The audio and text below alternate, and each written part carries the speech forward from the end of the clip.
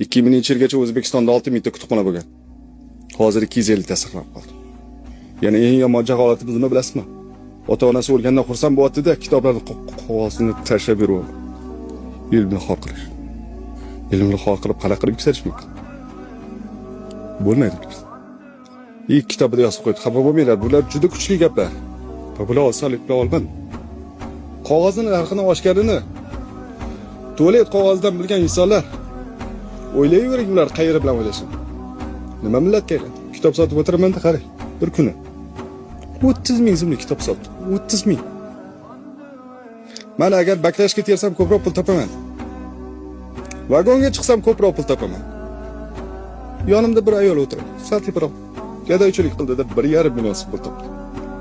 Bundan ham ko'proq pul topdi. Yomon alam qildi-da. Nima bilasizmi? Degan buni ham keltirib bergan, hammasi kitoblarda yozilgan. Degan aytadi.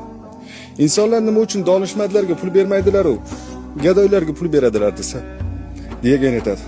Ular ahmoq emas, bilishadi ko'r va kar bo'lib qolishligi mumkinini, gadoy holatiga tushishligi mumkinligini.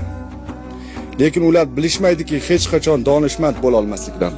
Savol berishga qo'rqib qoldim to'g'risi, chunki mana bergan savol bilan sizda dardingiz uyg'ondi.